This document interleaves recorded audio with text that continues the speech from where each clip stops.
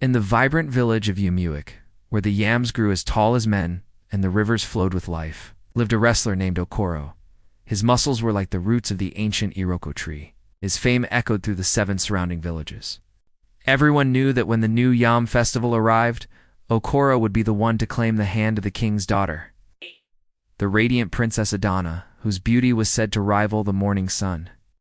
The prize was not just her hand in marriage, but also the respect and honor that came with it. Okoro had trained relentlessly, his confidence as solid as the earth he wrestled on. He saw his future laid out perfectly before him, a champion's life with a princess by his side. But destiny, as the elders say, often walks a path unseen. In the same village lived a young man named Emeka.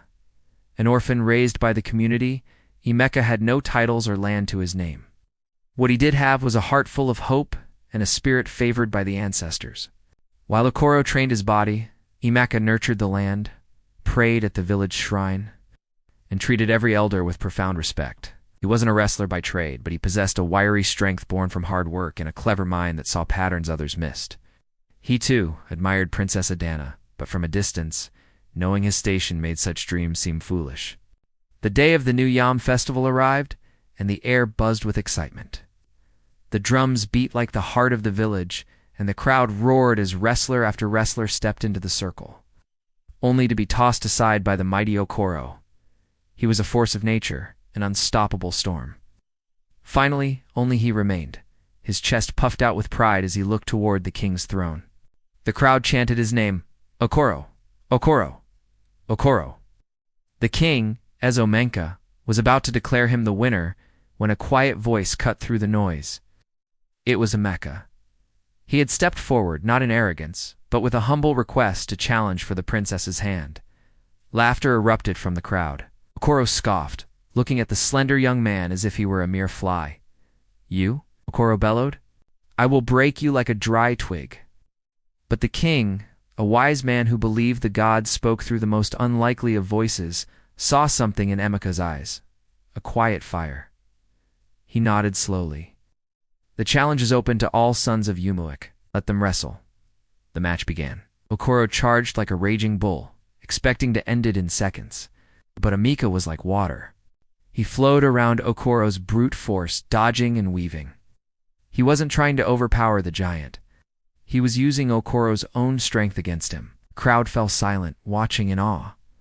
For every powerful move Okoro made, Emeka had a clever counter. He was agile, patient, and seemed to anticipate Okoro's every step. It was a dance of power versus grace, of muscle versus wit.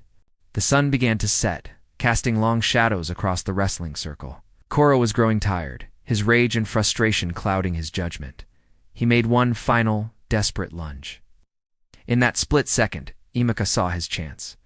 He ducked low, used Okoro's momentum, and with a technique no one had ever seen.